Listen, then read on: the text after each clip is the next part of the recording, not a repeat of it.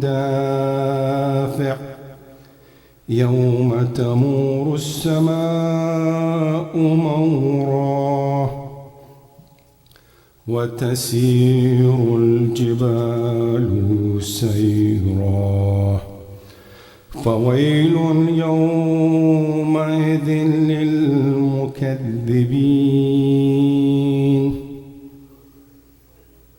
الذين هم في خوض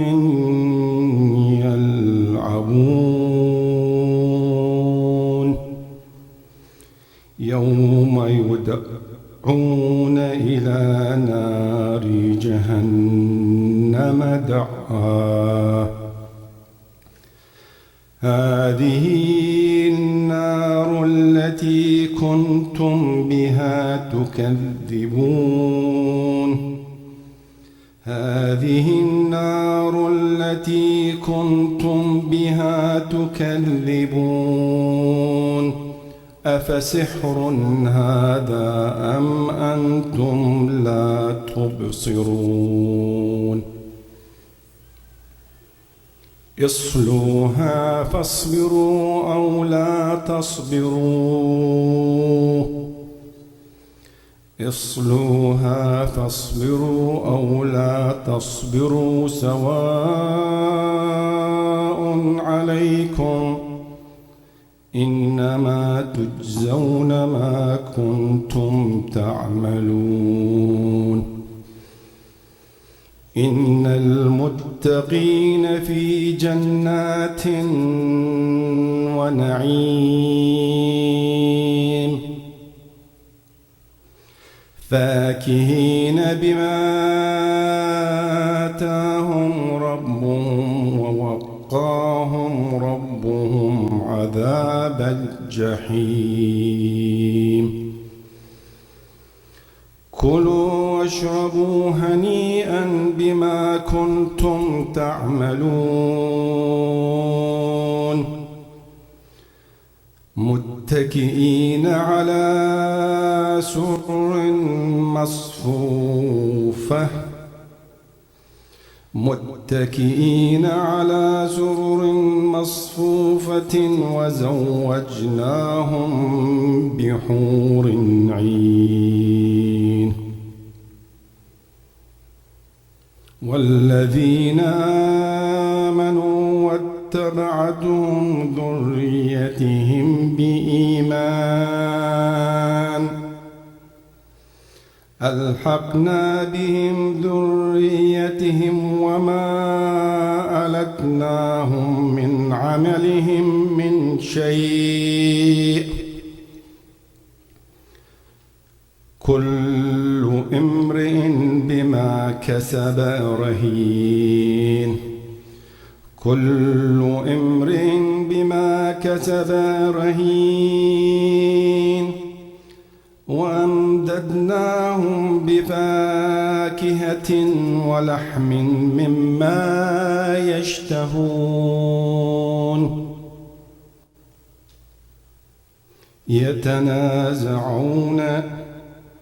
يتنازعون فيها كأسا لا لغو فيها ولا تأثيم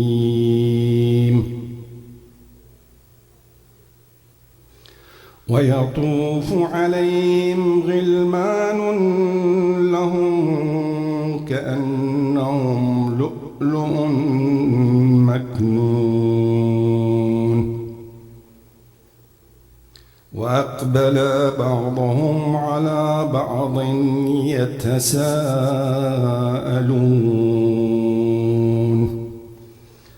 قالوا إنا كنا قبل في أهلنا مشفقين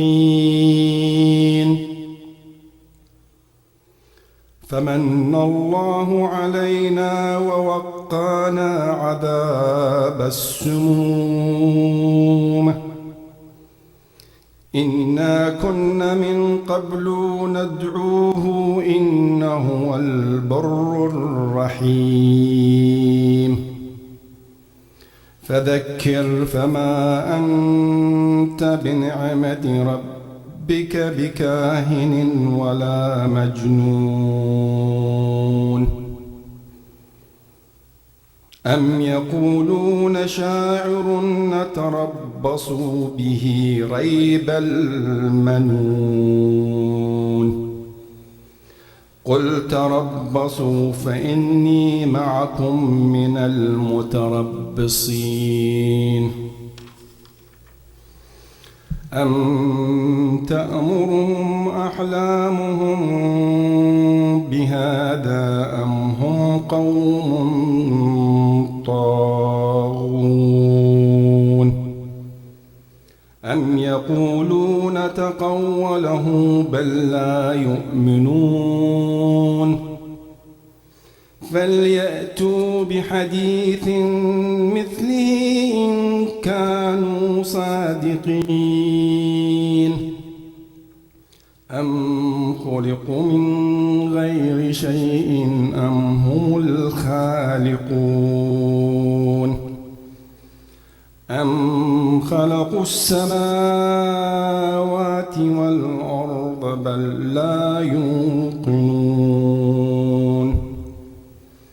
أم لهم سلم يستمعون فيه أم لهم سلم يستمعون فيه فليأتي مستمعهم بسلطان مبين أم له البنات ولكم البنون أم تسألون أجرا فهم من مغرم مثقلون أم عندهم الغيب فهم يكتبون أم يريدون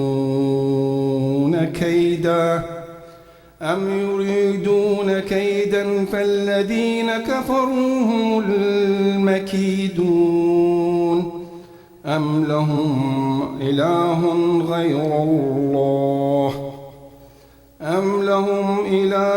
غير الله سبحان الله عما يشركون وإن يروا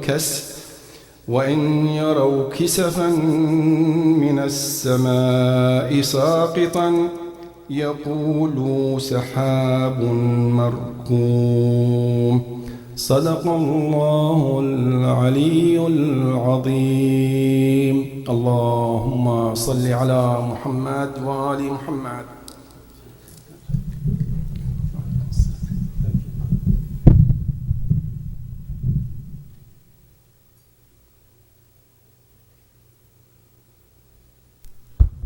Thank you so much, Brother Anand. Inshallah, we're going to have Brother Wasi reading Hadith Qissa. Salawat.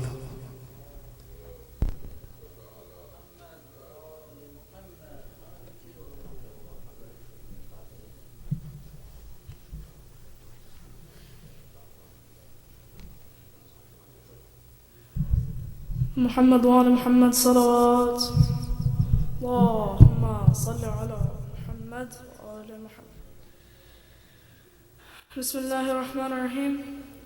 Fatima al-Zahra, the daughter of the Prophet, peace be on them, is to have thus related an event.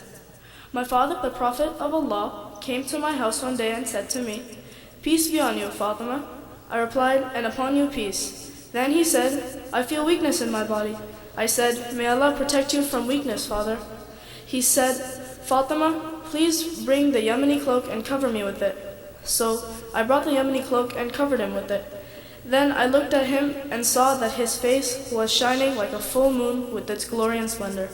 Allahumma salli. After a while, my son Hassan came in and said, "Peace be on you, mother." I replied, and upon you be peace, O light of my eyes and the delight of my heart." He then said, "O mother, I smell a fragrance so sweet and so pure as that of my grandfather, the Prophet of Allah." I replied, "Yes, your grandfather is underneath the cloak." Hassan went near the cloak and said, "Peace be on you, my grandfather, the Prophet of Allah. May I enter the cloak with you?"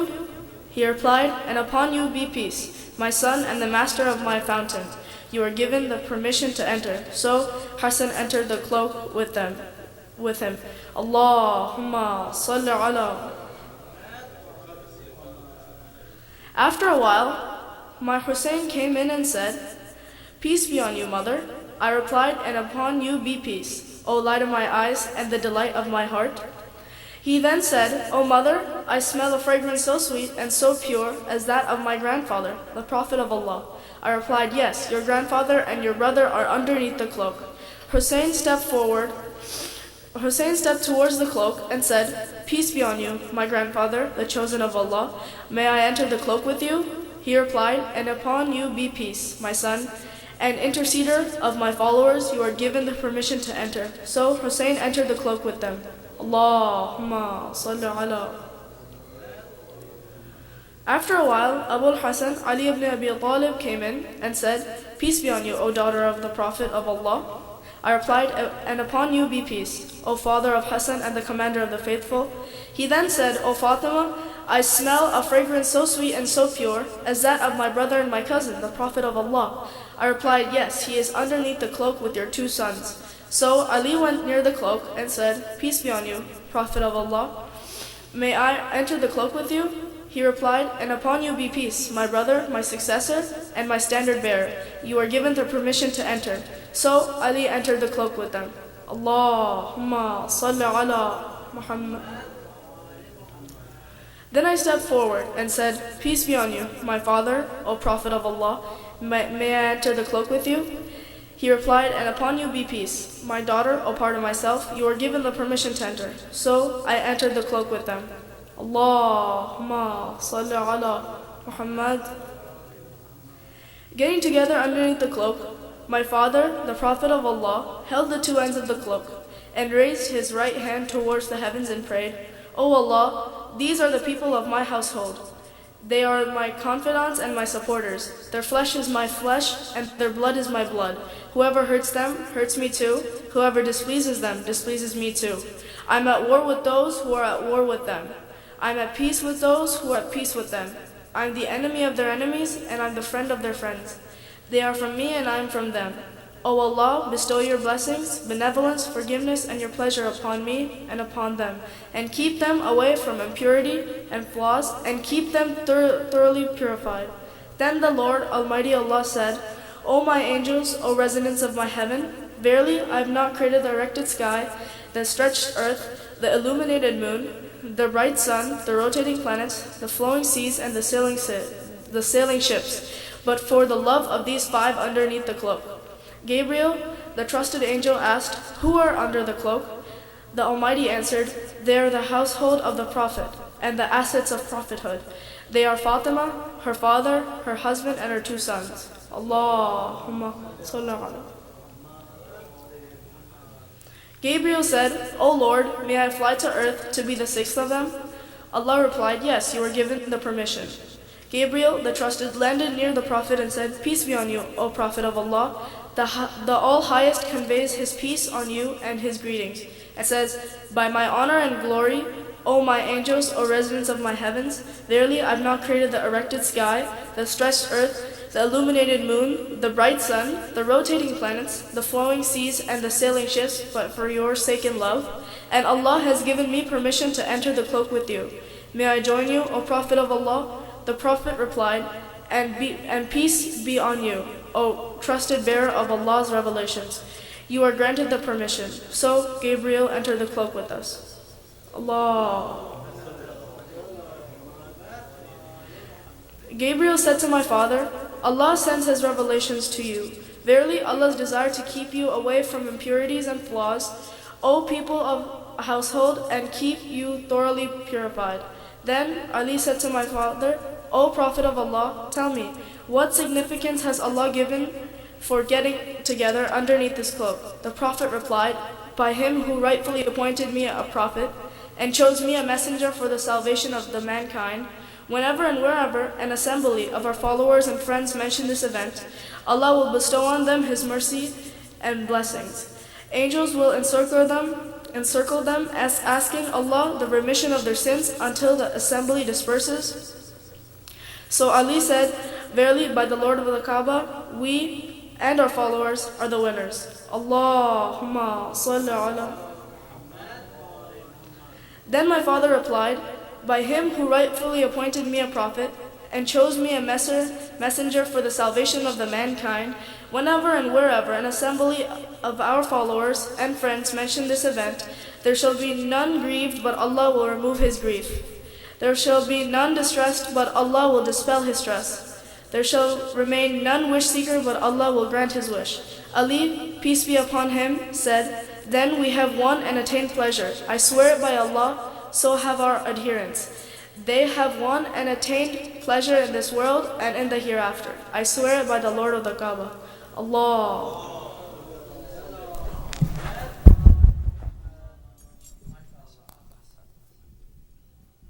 Jazakallah khair jaza. Brother Wasi, thank you so much for that wonderful English translation of Hadith Qissa. Sallu ala Muhammad wa ali Muhammad. From the mercy of Allah subhanahu wa ta'ala, we're very privileged to have amongst us this weekend Sayyid Hussein Al-Qazwini. Very quickly before we welcome our respected scholar to the podium, I'd just like to give a very brief introduction. For over 10 years, the Sayyid has studied in the seminary of Karbala and Najaf. He has a number of publications on Islamic law, jurisprudence, and the science of biography. He completed his BA in Islamic Studies from the University of California in Berkeley. And he also leads the salat of Maghrib and other salats in the Haram of Imam al-Hussein alayhi salam. He leads the Salatul Jama'ah in Karbala. And most importantly, he is a humble servant of Imam al-Hussein alayhi salam. So without further ado, we kindly request our respected Sayyid to please take the podium. Sallu ala Muhammad wa ali Muhammad.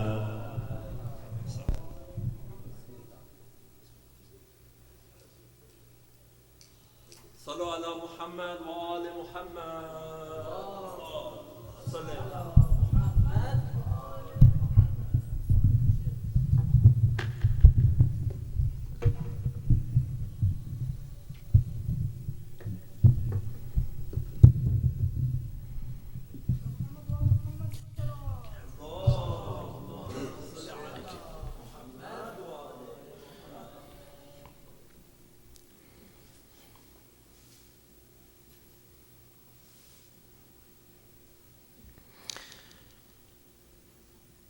بسم الله الرحمن الرحيم.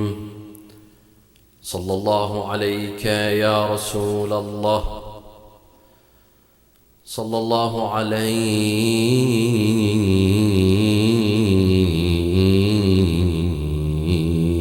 يا سيدي ويا مولاي يا أبا عبد الله. يا رحمة الله الواسعة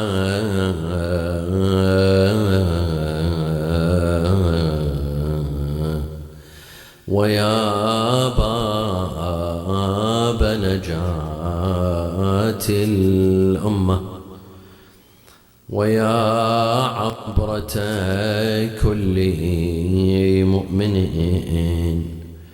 ومؤمنا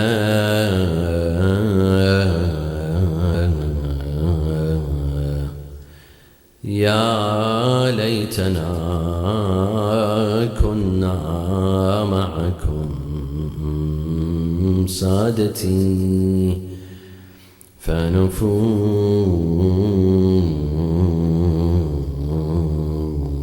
فوزا عظيما.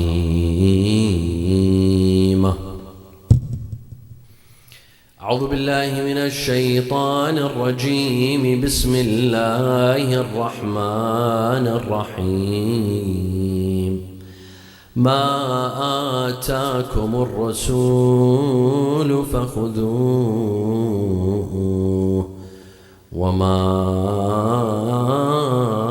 نهاكم عنه فانتهوا. صلوا على محمد وآل محمد.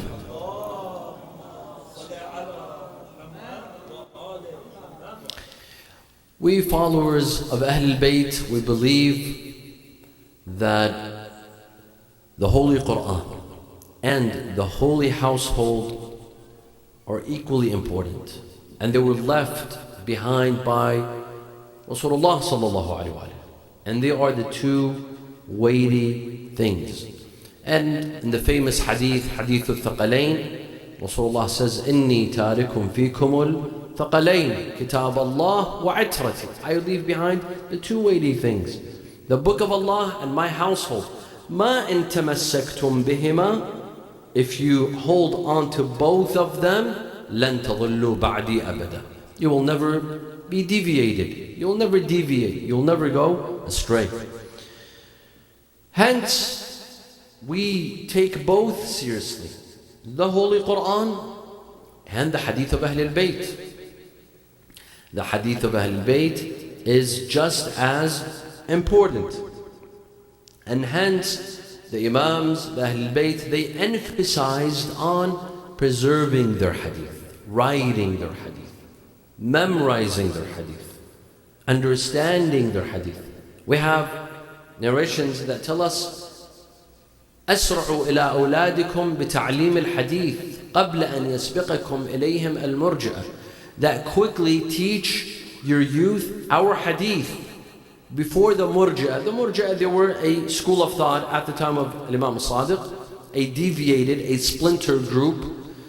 Before the murji'ah they get to your youth, teach them our hadith. That means hadith preserves our youth, not just at that time, even till today.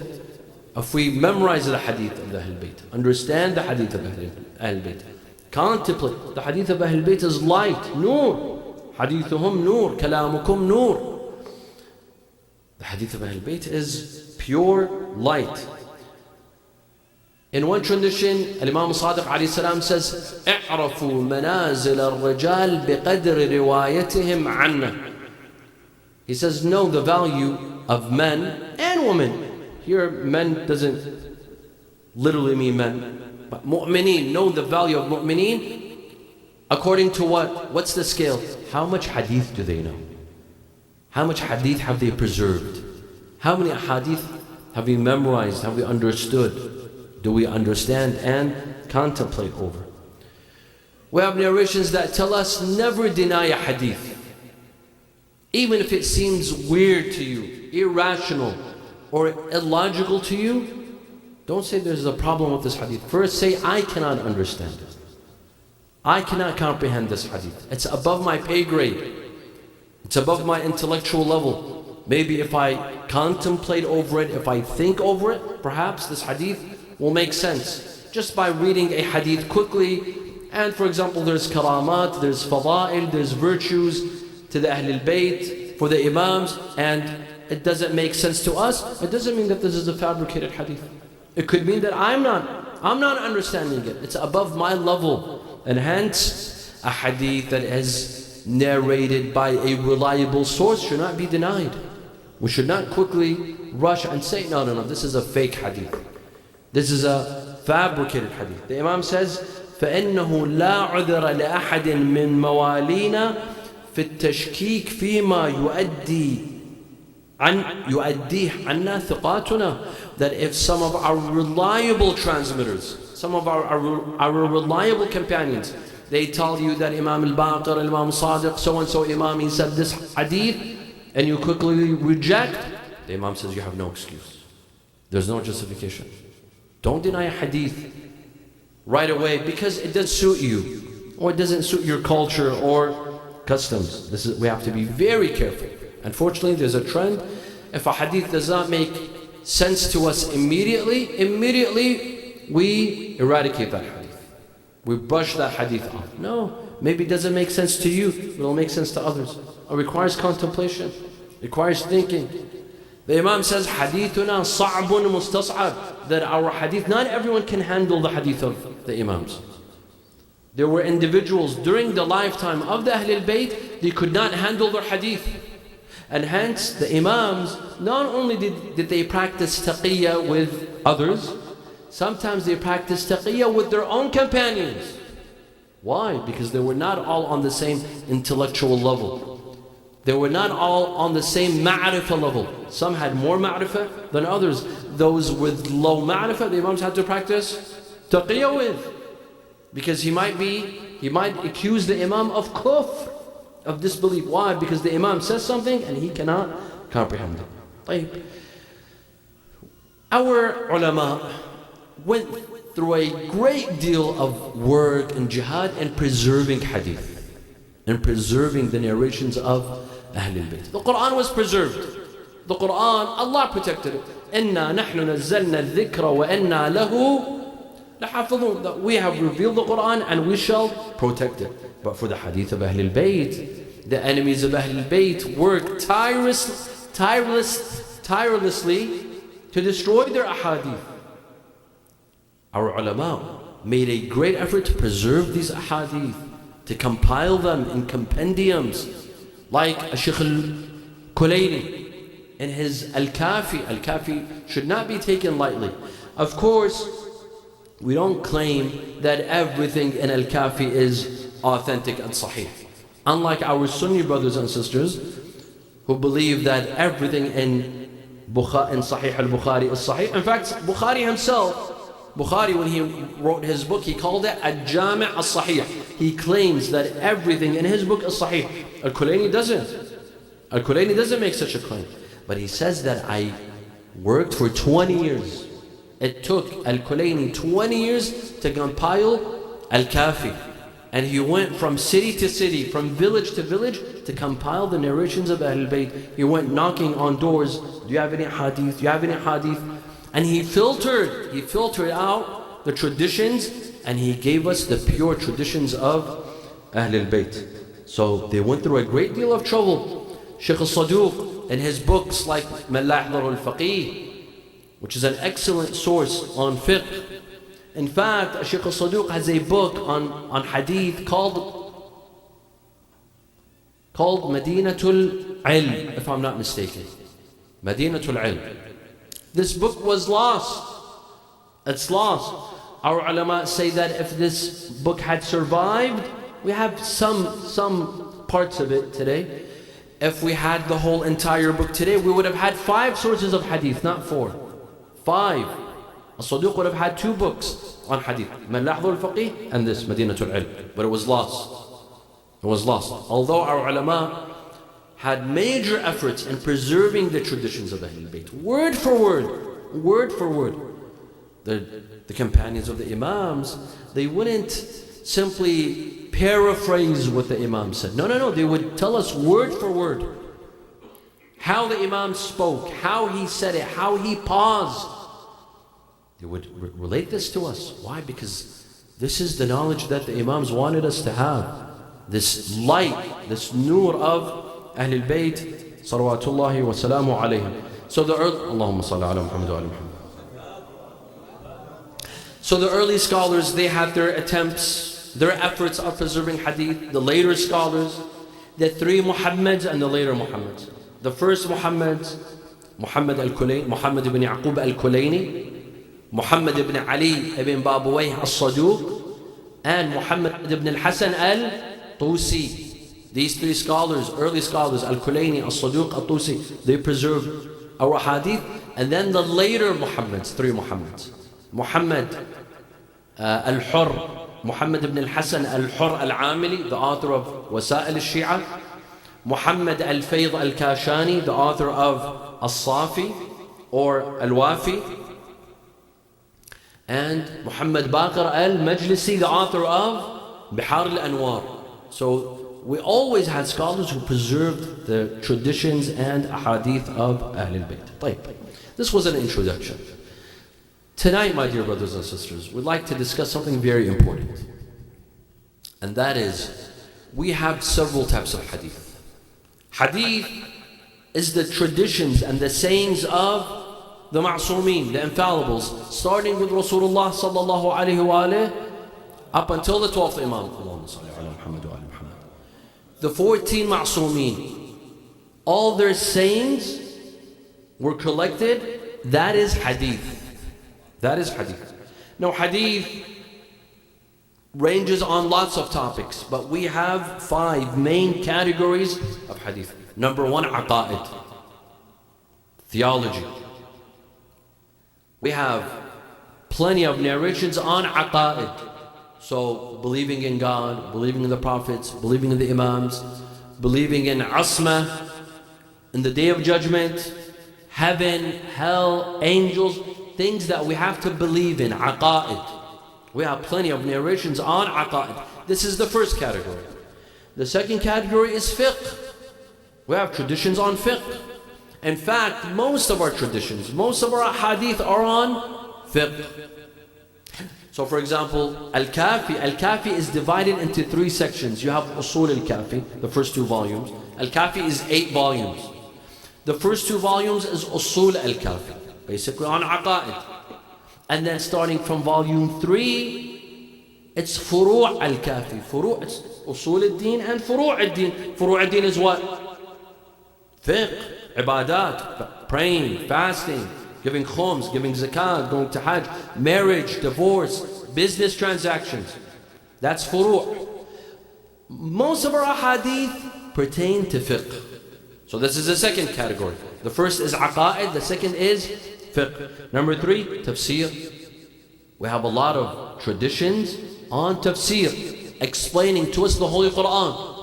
From the Bismillah of Surah Al-Fatiha up until Surah Al-Nas, the end of Surah Al-Nas, in the final chapter of the Holy Quran. We have traditions of Ahlul Bayt that explain to us the Holy Quran. These traditions are known as the traditions on tafsir. Number 4, history. We have traditions on history. When was Rasulullah born? When did he die? When was Amir al-Mu'mineen born? When did he die? The deaths of the Ma'sumeen, the births of the Ma'sumeen. Who did they marry? Who were their children? How many boys? How many girls? The names of their spouses. What happened in their life? Where did they go? How did they live? Which battles did they have? This is history. We have plenty of narrations on tariq, on history. This is number 4. Number 5, akhlaq. We have traditions on akhlaq. How to behave, how a husband should treat his wife, how a wife should treat her husband, how a father should treat his children, how children should treat their father, and so on and so forth. This is known as akhlaqi traditions. Hence we have 5 categories of hadith: aqa'id, fiqh, history, tafsir, and akhlaq. Now, the question is, when we accept these traditions, whether it's history, tafsir, fiqh, aqa'id, or akhlaq, what methodology do we use? Do we use the same methodology for all 5 categories, or no? Or each category has its own science, has its own methodology? So for example, traditions on tafsir are usually studied by whom? Mufassirun, scholars who specialize in tafsir. Usually it is they who study the traditions of tafsir that explain to us the traditions on the Quran, that explain the Holy Quran.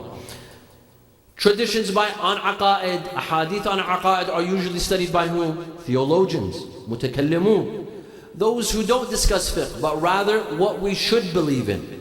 Not the things that we need to do. The things that we should believe in and accept as aqa'id. History narrations are usually studied by whom? Historians. Not a faqih, not a mufassir, not a mutakallim, but rather historians. Fiqhi traditions are studied by whom? Jurists, mujtahidun, those who derive laws, those who perform ijtihad. They have to deal with the fiqhi traditions. Akhlaqi traditions, usually it's by khutaba, orators, speakers for majalis. In Muharram and Ramadan, orators, they usually benefit from which category? Akhlaqi traditions. Traditions on akhlaq. So the question is, do we use the same methodology for all 5 categories of hadith, or does every category has its own methodology? So as a historian, when I deal with a hadith, for example, that discusses the birthday of Rasulullah sallallahu alaihi wasallam. Let me give you an example. Allahumma salli ala Muhammad wa ala Muhammad. When was Rasulullah born? The majority of our ulama, they say he was born on the 17th of Rabi' al-Awwal. While we have traditions that say it's the 12th of Rabi' al-Awwal. And this is the opinion of Shaykh al-Kulayni in Al-Kafi. So which one's most authentic? Is it the 12th of Rabi' al-Awwal or is it the 17th? As a historian, now here we're not passing judgment. Is it the 12th or the 17th? Most of our ulama, they say 17th. But if I were a historian, what methodology should I use to decipher which hadith is authentic? This is a historian. What about a faqih, a jurist? Will he apply the same methodology that was used by the historian? Or does he have another methodology? This is something very important that we discuss right from the start, right from the get-go. Why? Because if each field, if each category has its own methodology, would it be correct that I apply a historical method to fiqh? No, it wouldn't. Would it be wise that I apply a fiqhi method to history? No, it wouldn't. It would only be wise. It's just like the sciences and liberal arts. Here in the West, you either get a BS or a BA. You either study the liberal arts or the sciences. Imagine if someone majors in chemistry but wants to analyze what he studies in chemistry based on the humanities. Does this make sense? Of course it doesn't make sense. That's illogical. Why? Because the humanities and liberal arts, they have their own methodology. Chemistry, biology, physics has its own methodology. And it wouldn't be right to mix between the two. Let's come to aqa'id. And I want 3 salawats, please. Loud salawats.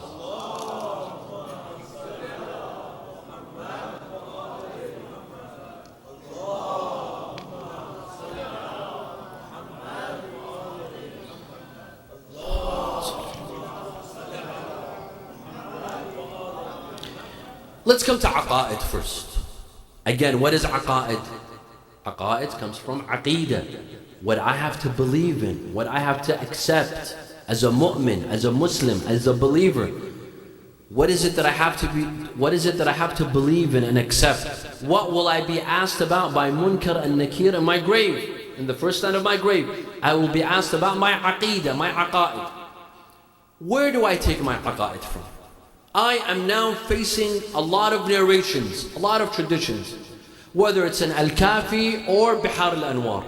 There's plenty of traditions on Tawheed, Adl, Nubuwa, Imama, Alam al-Dhar, which is life before Alam al-Dunya, Alam al-Dhar. And then there's Alam al-Barzakh, which is in between Alam al-Dunya and Alam al-Akhirah. And there's traditions on Alam al-Akhirah, traditions on angels, heaven, hell, the throne of Allah, the qalam, al-lawh, al-arsh, these things. What's my methodology in aqa'id? What are the traditions that I accept? Which ones are the ones that I reject? First off, we have the 5 usul al-din. What are the 5 usul al-din? Tawheed, Nubuwa, Tawheed, Adl, Nubuwa, Imama, Ma'ad. These 5 usul al-din, they have to be based on ilm.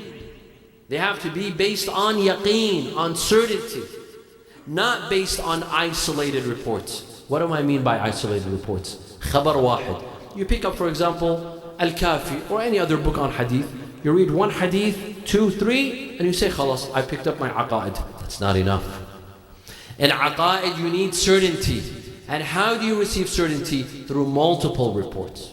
Let me give you an example. Right now, someone might come in and say it's raining outside. Do you believe him or you don't believe him? 50-50. If there's 2 people that tell you it's raining, do you believe them? There's a good chance that they're telling the truth. But if 10 individuals come and tell you that it's raining, here it's not that you're going to believe them. You're going to have knowledge of rain. Here you're going to be certain that it's raining. Why? Because it's 10 different individuals who did not conspire with each other. That 10 random people. Just like today I was chosen for random search, subhanAllah. I was leaving from Detroit airport. No, not that type of random. Real random. When 10 random people, they come and told me, it's raining outside. I'll be like, yes, and I have ilm, I have knowledge, because these 10 people did not conspire and come and tell me. It must be raining. In aqa'id, we need numerous reports. 10, more, less, anything that gives ilm. In yaqeen, regarding what? The 5 usul ad-din. Other than the 5 usul ad-din, isolated reports are enough. So for example, angels. Do angels exist? Do angels not exist? If I have 1 or 2 traditions that tell me angels exist, that's enough. I do not have to have ilm and yaqeen. In anything other than the 5 usul al-din. Alam al-dhar, life before dunya. Or alam al-barzakh, life after dunya but before alam al-akhirah. What happened over there before we came here? What will happen to me, life after death but before akhirah, before the day of judgment? What's going to happen? We have plenty of traditions. We have, for example, traditions that the souls of the mu'mineen, any mu'min, when he passes away in any part of the dunya, his soul goes to where? Wadi Salam, next to Amir al-Mu'mineen salamullahi alayhi, over there.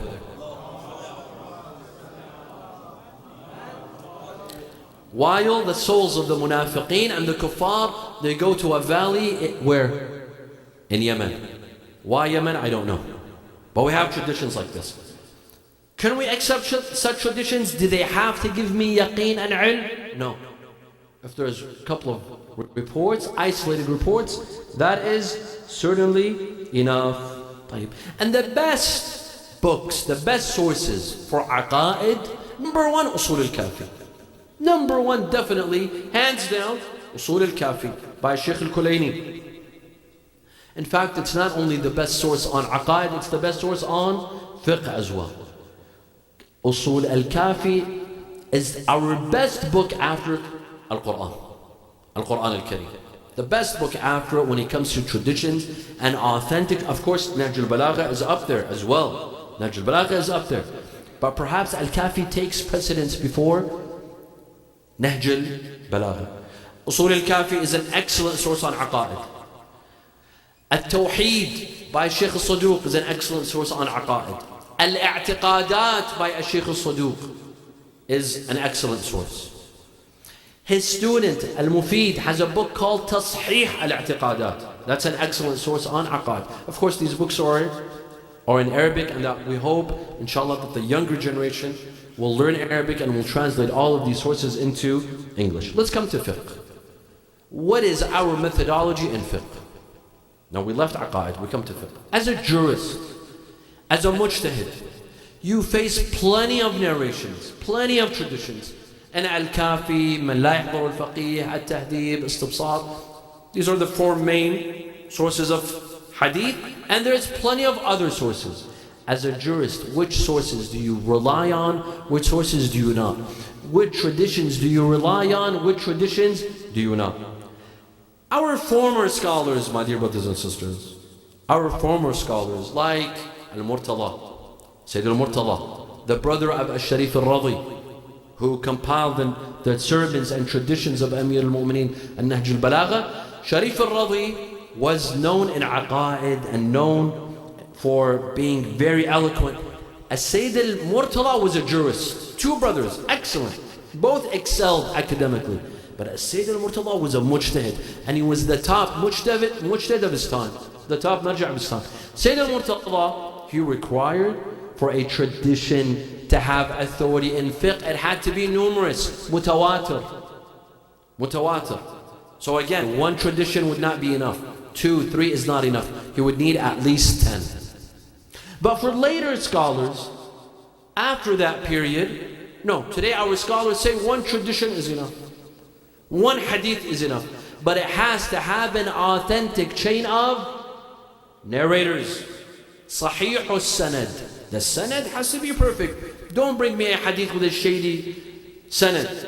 There are individuals that I don't know. No, we have to know who the narrators are. They have to be reliable. Our ulama of rijal, they have to check them out. They tell us that they are reliable. Then I will take the hadith. And not only that, I will issue a fatwa based on that hadith.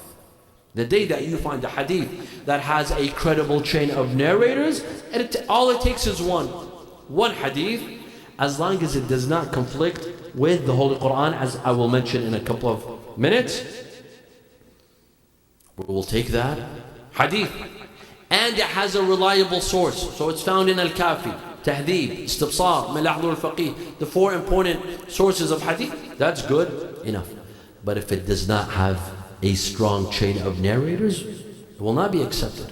Let me give you an example. Today, my dear friends, there's a controversy amongst some scholars that the third shahada, the third testimony, meaning the testimony to Amir al-Mu'mineen alayhi salam. Of course, we recite it in adhan and we recite it in iqamah. But what about in salah? Should it be recited in salah? Today, there's a couple of ulama, of course not the mainstream. For example, as Sayyid Sistani says, if you mention the third testimony in salah, your salah is batil. It's invalid. We have to take salah as is mentioned by the Ahlul Bayt. But there are some scholars today, a few, maybe a handful, that say the third testimony is wajib in salah. In salah. What's your proof and evidence? They mention a couple of narrations, and I've seen those narrations. But the problem with those narrations is that they all have what? A weak chain of narrators. And they have weak chain of narrators. The isnad is inauthentic, is unauthentic. It doesn't have a strong chain of narrators, and hence a mujtahid cannot issue a fatwa. A mujtahid will say that, sure, bring me an authentic chain of narrators, I'll issue a fatwa right now. But if you bring me a weak tradition with a weak hadith, I cannot issue that fatwa. The best sources on fiqh, my dear brothers and sisters, are the 4 books that we just mentioned. Al-Kafi, Malahdur al-Faqih, Al-Tahdhib, Al-Istibsar. We come to tafsir. What is the methodology, the correct methodology to be used on the traditions of tafsir? For example, I look up any verse in the Holy Quran and I want to understand what is Allah Azza wa Jal saying in this verse. It's not clear to me. So I need the help of whom? The Ahlul Bayt. I need the assistance of the Imams to explain to me what Allah means by this verse. We have plenty of traditions. But do we accept all of them? Do we reject all of them? Is there a specific methodology? Yes, methodology is also simple. We may accept isolated reports, meaning 1, 2, 3 traditions, that's enough. It doesn't have to be multiple reports. It doesn't have to be mutawatir. And as long as the chain of narrators is authentic. However, many of the traditions on tafsir, we assume it's tafsir. It's actually not tafsir. It's something else called ta'wil. There's tafsir and there's ta'wil. What's the difference between tafsir and ta'wil? Tafsir, my dear friends, is explaining the apparent meaning of the verse. The verse has an apparent meaning, but sometimes we get confused. The Imam helps us understand the apparent meaning of the verse. For example, in Surah Abasa wa Tawalla, the verse says, وَفَاكِهَةً وَأَبَّا. وَأَبَّا. What does the word Abba? Fakiha means fruits. What is Abba? The second Khalifa was asked. A woman came to him. She told him, what does Abba mean? He said, I don't know. I don't know. So she answered. The following verse answers, مَتَاعًا لَكُمْ وَلِأَنْعَامِكُمْ. Food for you and food for your animals. Abba is food for animals. And hence, Umar said his famous quote, كُلُّ النَّاسِ أَفْقَهُ مِنْكَ يَا عُمَرْ حَتَّى النِّسَاء. And this is the saying of his is very misogynistic. He says, everyone is more knowledgeable than you, O Umar, including women. It's as if women don't have knowledge. Including women. Although there are some women that are scholars. Some women understand regarding hadith and Quran more than men. طيب. This is tafsir. Tafsir is the apparent meaning of the verse. Ta'weel, no, ta'weel is different. وَمَا يَعْلَمُ تَأْوِيلَهُ إِلَّا اللَّهُ وَالرَّاسِخُونَ فَالْعِلْمِ. Allah says that only I know the ta'weel of the Quran. Not only I, but those who have deep knowledge. Meaning whom? Ahlul Bayt sallallahu alayhi. What is ta'weel? Ta'weel is the hidden meaning behind the verse. That which you cannot read. It's what's in between the lines of the verse. It's the hidden meaning, the secret meaning, the deeper meaning to the verse. That is ta'weel. Or it's examples of the verse. For example, we have a verse that says, وَضَرَبَ اللَّهُ مَثَلًا قَرْيَةً كَانَتْ آمِنَةً وَمُطْمَئِنَّةً يَأْتِيهَا رِزْقُهَا رَغَدًا مِنْ كُلِّ مَكَانٍ فَكَفَرَتْ بِأَنْعُمِ اللَّهِ. Allah says that Allah gives an example of a village that was harmonious. Its citizens lived in peace and harmony, and its rizq would come from all directions until it was ungrateful. Until it was ingrateful, so Allah let that village taste some poverty. فَأَذَاقَهَا اللَّهُ لِبَاسَ الْجُوعِ وَالْخَوْفِ. Allah let that village taste a bit of poverty, hunger, and fear. Which village? Some hadith say this is Mecca, for example. Well, this is an example. This is an example. Ta'weel sometimes is simply an example. But this notion of a village that is ungrateful, it could be any city. Any city. Inshallah, not DC. At least not this weekend, inshallah, while I'm here. Now, inshallah, may it always be safe. And may the mu'mineen always be safe, inshallah. So this is an example. The best sources on tafsir, my dear brothers, the narrations on tafsir. The best source on the traditions of Ahlul Bayt on tafsir, Tafsir al-Qummi, Ali ibn Ibrahim. This is the oldest tafsir riwa'i that contains the traditions of Ahlul Bayt. This is one. Tafsir al-Safi by Al-Fidh al-Kashani. Tafsir Nur al-Thaqalain. Tafsir al-Ayyashi. Tafsir al-Burhan. These are tafasir, books of tafsir that are based on the traditions of Ahlul Bayt. If you want to see what the Imam has said on these verses, refer to these sources. Number 4, history.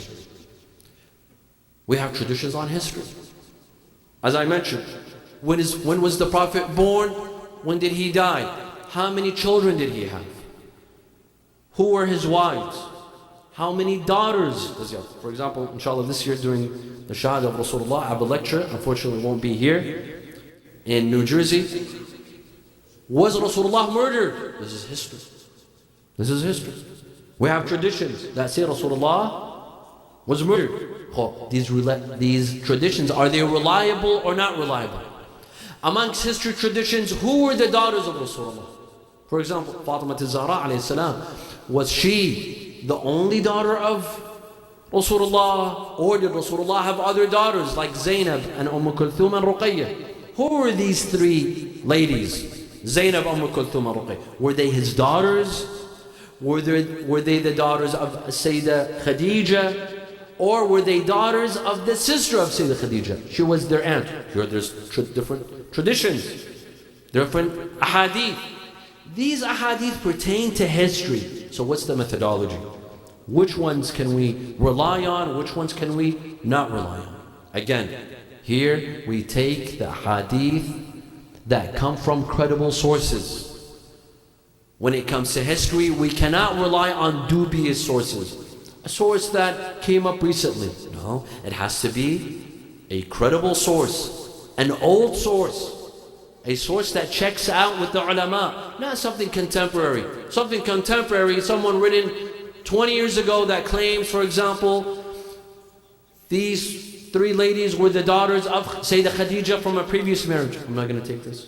Why? Because this book is dubious. Where was it? Where was its history?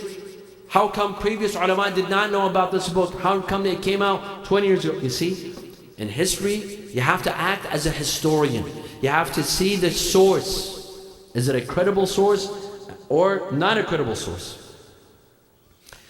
Is the chain of narrators, is it authentic, is it not authentic? Yes.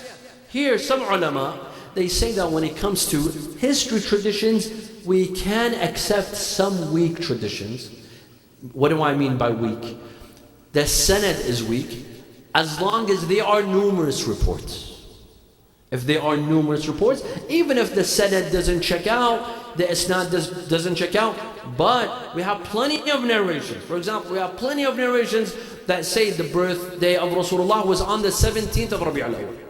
Maybe some of these traditions have a weak isnad. Maybe, I'm saying this as an example. But because they are numerous, we are allowed to accept these traditions. Now we come to akhlaq. Traditions on akhlaq. Meaning it's not fiqh, it's not halal and haram, it's not history, it's not aqa'id, it's not tafsir, it's akhlaq. For example, it is recommended that when you come to a majlis, you say assalamu alaikum, for example. Or you eat salt before a meal. Before lunch, before dinner, you start with salt and you end with salt. For example, it is mustahab to cut your fingernails on Friday. This is adab. This is akhlaq. For example, the du'as of every day, the du'a of Tuesday, the du'a of Wednesday, the du'a of Thursday, these are mustahabbat and akhlaq. This is not halal and haram, correct? So what's the methodology used with such type of traditions? Here, do we need to have a credible chain of narrators or not? Here our ulama are split in two.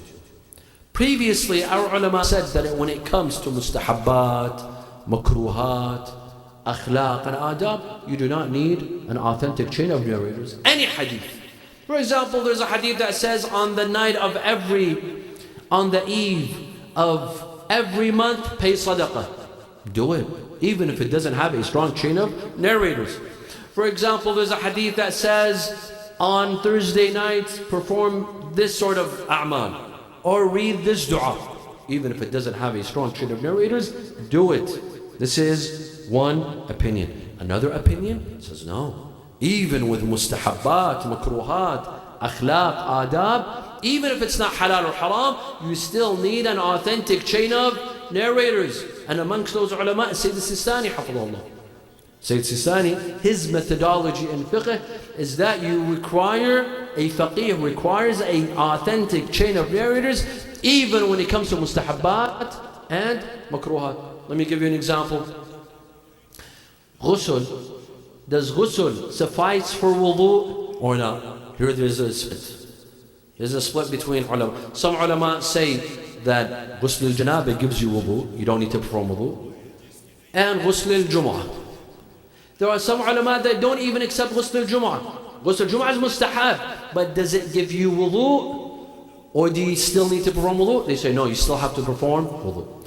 Sayyid Sistani, his fatwa says that any ghusl, any mustahab ghusl that has an authentic chain of narrators. So we have an authentic chain of narrators from the imam telling us, for example, to perform ghusl on Friday, that ghusl does not need wudu. But if the ghusl has a weak chain of narrators, you need to perform wudu. You see? So even with mustahabbat, makruhat, adab, some ulama say you still need an authentic chain of narrators. After all of this, we come up with this result, that we cannot mix between methodologies.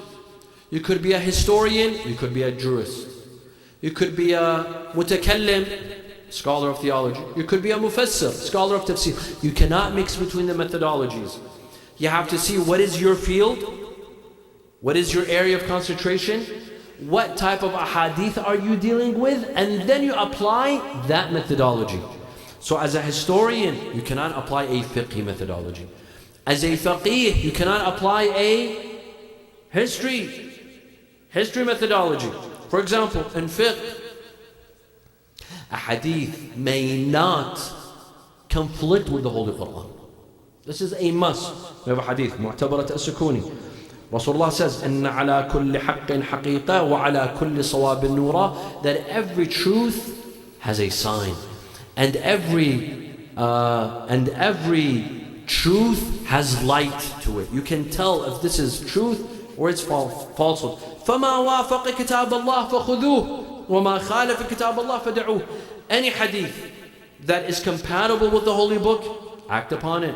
Take it. Issue a fatwa based on it. But if it conflicts with the Holy Quran, reject it. This is part of a fiqh tradition. This is a methodology in fiqh. Do we apply the same methodology in history? No. Do we apply the same methodology in akhlaq? No. We only apply it in fiqh. Another question as we approach the end of our lecture. Can we rely our Sunni brothers and sisters? We have respect for them. And we respect their intellectual traditions and what they have. You know, we respect their intellectual history and their intellectual output. But can we rely on Sunni books of tarikh and history? Obviously in fiqh we cannot. Obviously in aqa'id we cannot. Obviously in tafsir we cannot. In fiqh we rely on our own books. In aqa'id we rely on our own books. In tafsir we rely on our own books. What about history? Can we rely on their books? For example, Tarikh ibn Hisham. Tarikh ibn Hisham is a famous Sunni book of history. Can we rely on it? Tafsir ibn Ishaq. This is a very old Sunni book of history. Can we rely on it? Tarikh al-Tabari. This is a well-known book of history by our Sunni brothers and sisters. Can we rely on it or not? So for example, let me give you an example to see. We have, not in our books of history, in their books of history, they mention narrations that Imam Ali, for example, named his son Uthman. Or he named his son Abu Bakr. Or he named his son Umar. Or that Imam al-Kadhim alayhi salam, he named one of his daughters Aisha. In their books, not in ours. And if we have some ulama, for example, Shaykh al-Mufid and al-Irshad, who mentions that Imam al-Kadhim named his daughter Aisha, he relied on a Sunni history book, not in our traditions. So you won't find a hadith in Al-Kafi that says Imam al-Kadhim named his daughter Aisha. Nor will you find a hadith in Al-Kafi that Imam Ali named his son Umar. But you'll find this in Sunni history books. Can we rely on their books or not? Yes and no. What do I mean by this? So another example, Sayyidah Sukaina salamullah alayha, the daughter of Imam Hussein. Some Sunni books of history mention that Sayyidah Sukaina married and remarried 6 times. 6 times. It's in their books. Of course, this is not in our books. And unfortunately, in some of their books they mention that Sayyidah Sukaina would sit in a public gathering where there were poets and maybe even music being played. How do you expect me to rely on a source like this? That insults the daughter of Imam Hussein alayhi salam. Or in their history books, they mention that Sayyidah Khadija was not a virgin, rather she was divorced when Rasulullah sallallahu alayhi wa married her. And on the opposite side, Aisha was married at the age of 8, and not even 9, 8. Can I rely on such traditions? Can I rely on such history books or not? Again, yes and no. No, when it obviously there is a conflict of interest.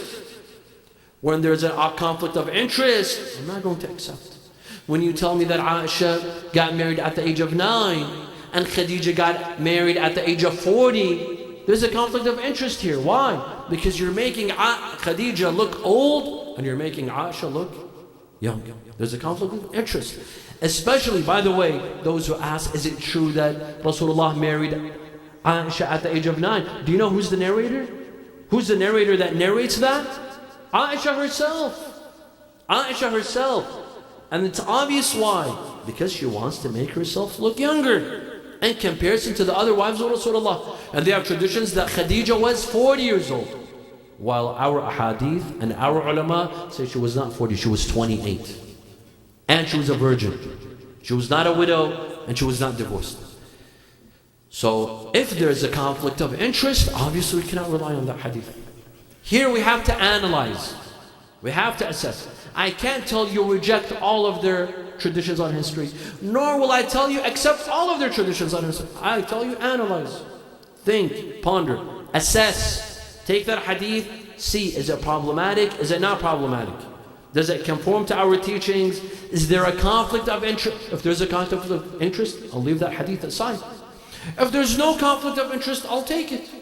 I'll take it. For example, Al-Tabari might narrate a sermon by Imam Hussein alayhi salam in Mecca, and the same sermon is in our books. I'll take it. There's no problem with taking it, because it does not affect the dignity of Imam Hussein alayhi salam.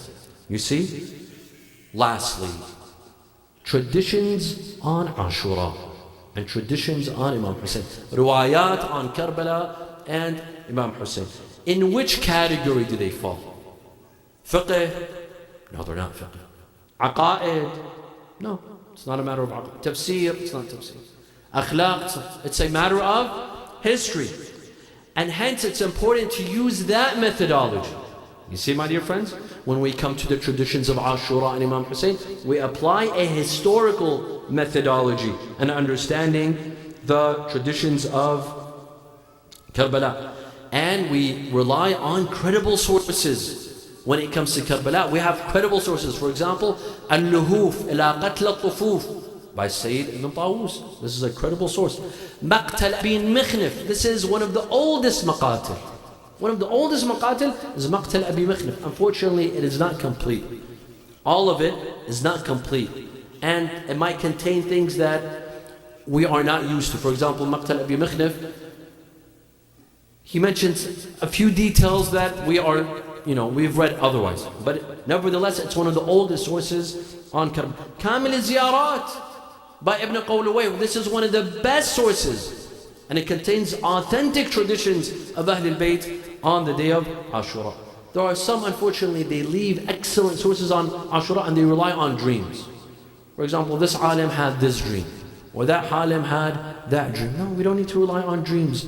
When it comes to, we have authentic traditions. We have excellent traditions. We have excellent sources on Ashura. Imam Hussein's musibah, my dear friends, doesn't need to be exaggerated that this alim had this dream or that. The tragedy is a major tragedy in itself.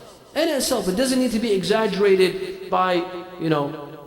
The tragedy in itself is incredible. We have one of the ulama. He came to the Husayniyah. He got on the minbar and he said one statement. And then he got down and he left. Just one statement. When they asked him, why did you we asked you to recite al-Musibah, but you said one line and you came down. He said, if you think of this line, you cannot sleep at night. They told him, Shaykhina, what is it? He got up on the minbar, he sat, and he said, Bismillah ar-Rahman ar-Rahim, Dakhalat Zaynab ala ibn Ziyad. Zaynab entered upon Ibn Ziyad. This is a tragedy. This is a tragedy. Zaynab that no one saw, no one would see during the day. She entered upon Ibn Ziyad. Now Ibn Ziyad can see her. She stands in his court. This is a tragedy. If we were to read the traditions of Ahlul Bayt on Ashura, these historical traditions in these sources, this is a tragedy of its own. This is a tragedy of its own. Ibn Ziyad, la'natullahi alayh, he tells Sayyidah Zaynab, كيف رأيتي صنع الله بك وبأخيك. Zaynab, how did you find what Allah did to you? What Allah did to your brother? She said, ما رأيت إلا جميلة. I saw nothing but beauty. These are a group of people whom Allah has destined martyrdom, for them to have martyrdom and for us to be taken as captives. This was nothing but beauty because it comes from Allah Azza wa Jal. And then he says, لَقَدْ شَفَى اللَّهُ قَلْبِي بِقَتْلِ أَخِيكِ. Allah has made me happy to see your brother massacred. Do you see all of you massacred? لَقَدْ شَفَى اللَّهُ قَتْلِي. Zaynab alayhi salam tells him that what you have said has broken my heart. Do you know who you have killed? Do you know who you have martyred? The best individuals on this planet. Imam Hussein alayhi salam and his brothers. Today, my dear friends, as we approach the end of Muharram and as we approach the holy month of Safar, the caravan of Imam Hussein alayhi salam is entering into Ash-Sham. Imam Zain al-Abidin alayhi salam was asked, Ya ibn Rasulullah, what was the greatest tragedy upon you? Was it Abdullah al-Radi'? He said, no, that was a great tragedy, but it wasn't that. Was it Abu al-Fadl al-Abbas? He says, no. Was it your father, Imam Hussein? No. They told him, Ya ibn Rasulullah, what was the greatest tragedy on the heart of Ahlul Bayt? He said, Ash-Sham. Entering into Damascus. Do you know how we entered into Damascus? We entered Damascus when everyone was parading. They were rejoicing, they were playing music, they were passing out sweets. When Imam Zain al-Abidin alayhi salam enters Ash-Sham along with his aunt Zainab and his sisters and his aunt, Sahl ibn Sa'd al-Sa'idi comes to Sham and he asks that where are these Khawarij? Because he didn't say Ahlul Bayt. Where are the Khawarij entering from? They told him Bab al-Sa'at, the gate of the hour. So he went and everyone, the people of Sham, old, young, children, newborns, they had all gathered to rejoice the arrival of Imam Zain al-Abidin and Sayyidah Zainab into Sham. He says all of a sudden they started coming in. People were laughing, people were rejoicing, people were playing music. I came to Imam Zain al-Abidin alayhi salam. I told him, Sayyidi ibn Rasulullah, Ana Sahl ibn Sa'd al-Sa'idi, Ana mimman ra'a jaddaka Rasulullah. I am from the ones who met your grandfather Rasulullah. I'm a Sahabi. Is there anything that I could do for you? Imam Zain al-Abidin tells him, Ya Sahl, do you have a piece of cloth? Sahl ibn Sa'ad takes out his turban. He rips a cloth apart. He says, here my master, what would you like me to do with it? Imam Zain al-Abidin was in chains. Imam Zain al-Abidin had a chain around his neck. He said, lift the chain from my neck and put the cloth. It is hurting me. Sa'ad said, as soon as I lifted the chain, blood started gushing out from the neck of Imam Zain al-Abidin. I put the cloth underneath the chain. I said, my master, do you have any other orders for me? He said, yes, look at the woman and look at the heads put on a spear. The woman, they were being paraded in Ash-Sham and the heads were on a spear in the middle of the woman. They had the heads in the middle of the woman so that people would gaze at the woman and not the heads. Imam Zain al-Abidin said, Ya Sahl, do you have any money? I said, Ya ibn Rasulullah, of course. He said, go to the soldiers who are carrying the head of my father, Imam Hussein. Tell him to come outside of the circle of women so that the people of Sham would look at the head of my father and not my aunt Zainab. لَقَدْ خُزِينَا مِنْ كَثْرَةِ النَّظَرِ إِلَيْنَا. We have been embarrassed from people's gazes onto my aunts and to my sisters. This was Imam Zain al-Abidin alayhi salam. لا حول ولا قوة إلا بالله العلي العظيم. إنا لله وإنا إليه راجعون. وسيعلم الذين ظلموا أي منقلب ينقلبون. والعاقبة للمتقين. نسألك اللهم وندعوك باسمك العلي الأعظم الأعز الأجل الأكرم يا الله. اللهم لا تدع لنا ذنبا إلا غفرته ولا هما إلا فرجته ولا عيبا إلا سترته ولا خوفا إلا آمنته ولا رزقا إلا بسطته ولا شملا إلا جمعته ولا مرضا إلا شفيته ولا غائبا إلا حفظته وأدنيته ولا حاجة من حوائج الدنيا والآخرة لك فيها رضا ولنا فيها صلاح إلا قضيتها ويسرتها يا أرحم الراحمين. ولأرواح المؤمنين والمؤمنات. We have been asked to kindly recite Surah Al-Fatiha and Surah Al-Ikhlas 3 times for the deceased members of Asiya Ibad and Nabil Ibad's family, as well as the recent departures of Kamran Ibad and Narjis Ibad. Al-Fatiha ma'a salawat.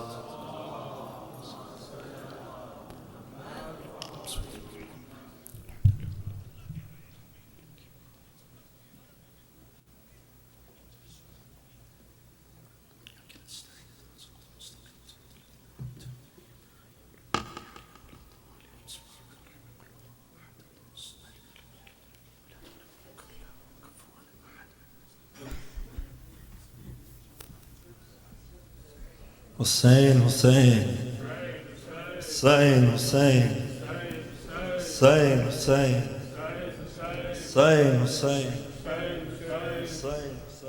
Hussein, Hussein, Hussein, Hussein, Hussein, Hussein, Hussein, Hussein. बेटा मैं एक निशान वहाँ पढ़ना है solo ही पढ़ना मोमिनीन please fall yourselves in line inshallah. There's a new noha I want to share with you which is titled Baina Silla wa Zilla Hayhat Minna Dilla, which are the famous words of Imam Hussein, that I was put between the sword and humiliation, and we are far from humiliation. Hussein, Hussein, Hussein, Hussein, Hussein, Hussein. No be'ah to your emperor, O Shimran ibn Saad. We are the people of Sharaf. Tell this to Ibn Ziyad. Our faith is our izzah, your evil is your dhillah. Bayna as-silla wal-dhillah, hayhat minna dhillah. Our faith is our izzah, your evil is your dhillah. Bayna as-silla wal-dhillah, hayhat minna dhillah.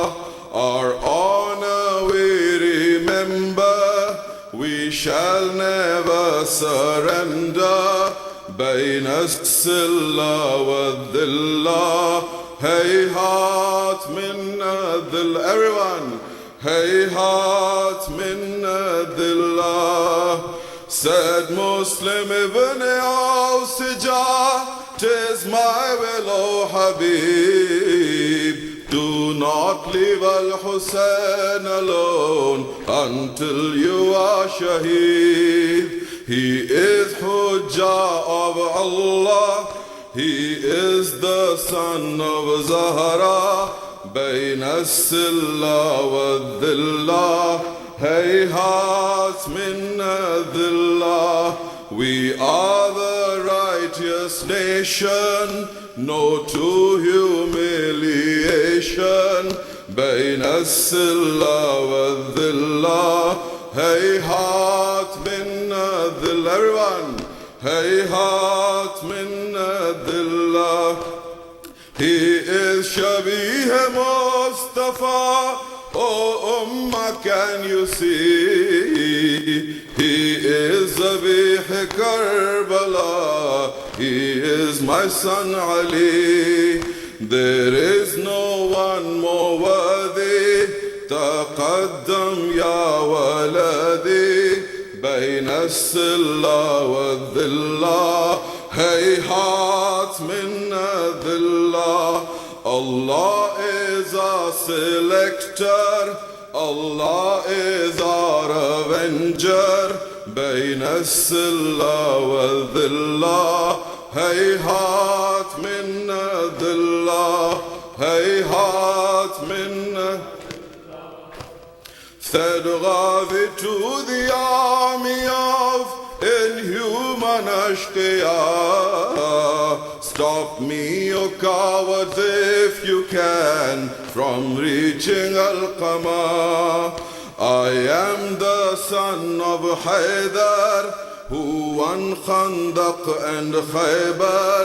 Bayna as-silla wal-dhillah, Hayhat min dhillah. My faith is like a mountain, and Kauthar is my fountain. Baina silla wa dhillah. Hayhat min. Zara matam ko uthaएं thoda sa. Hayhat min dhillah. Hayhat min.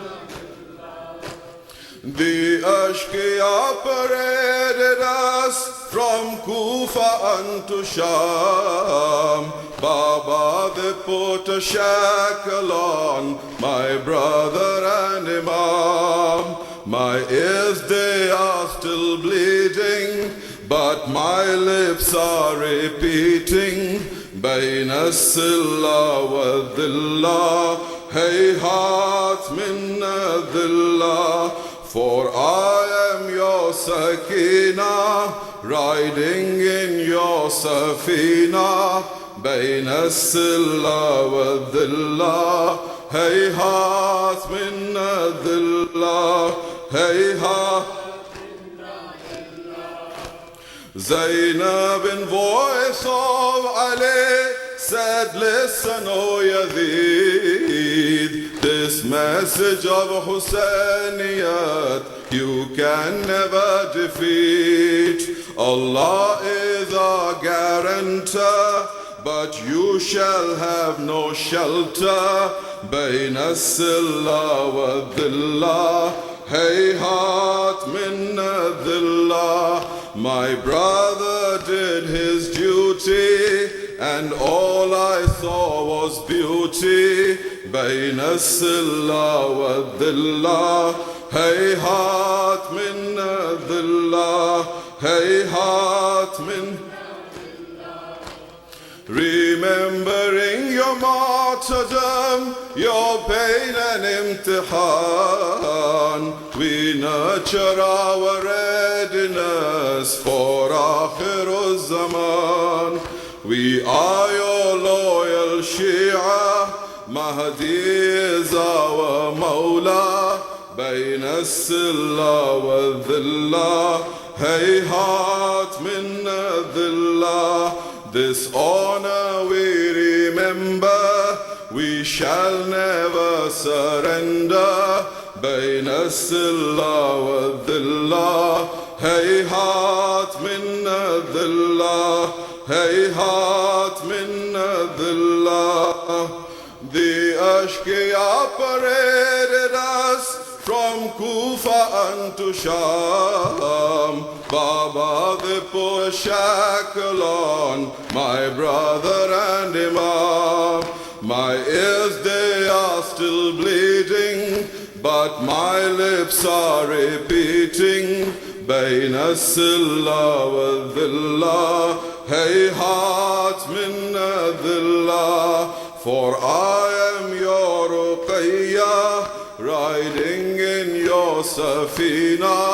Baina silla wa dhillah. Hayhat min dhillah. Hayhat min dhillah. Hayhat min dhillah. Ya Hussein, Ya Hussein,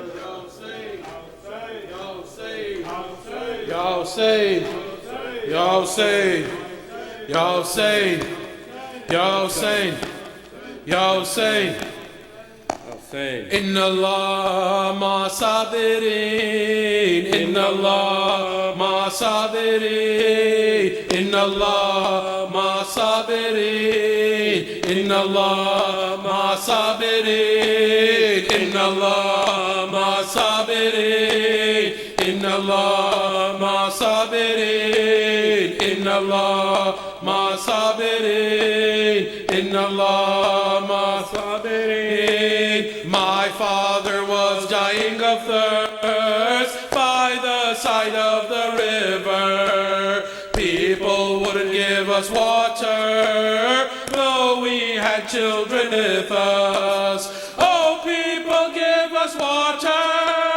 We are the Prophet's household. Haqqali, Inna Allah ma sabirin, Inna Allah ma sabirin, Inna Allah ma sabirin, Allah ma sabirin. Who will look after us now that we have lost Abbas and Akbar and Qasim, who were the light of our house? How can we not remember how Askar has been slaughtered? Haqqali, inna Allah ma sabirin, inna Allah ma sabirin, inna Allah ma sabirin, inna Allah ma sabirin. Sajjad is all alone now, no one is there to help him. He preached his words to people, I am the Prophet's grandson. People, don't hit me with stones, don't you know I've no helpers? Haqqali, inna Allah ma sabirin, inna Allah ma sabirin, inna Allah ma sabirin, inna Allah ma sabirin. Don't hurt us anymore now, don't take us to the bazaar, don't put the Prophet's household in such a poor condition. Don't you know that the ayat that here is all about us? Haqqali, inna Allah ma sabirin, inna Allah ma sabirin, inna Allah ma sabirin, inna Allah ma sabirin, inna Allah ma sabirin. Haqqali, Hussein ya Hussein, Hussein is the king, Hussein is the prince, Hussein of Karbala, Hussein ya Hussein, ya Hussein, ya Hussein, ya Hussein. Inna Allah ma sabirin, inna Allah ma sabirin, inna Allah ma sabirin, inna Allah ma sabirin. Haqqali, Hussein ya Hussein, Hussein is the king, Hussein is the prince, Hussein of Karbala, Hussein ya Hussein, ya Hussein, ya Hussein, ya Hussein. Inna Allah ma sabirin,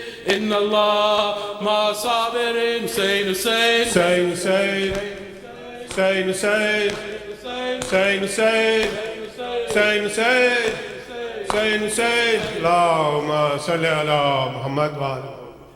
متوجه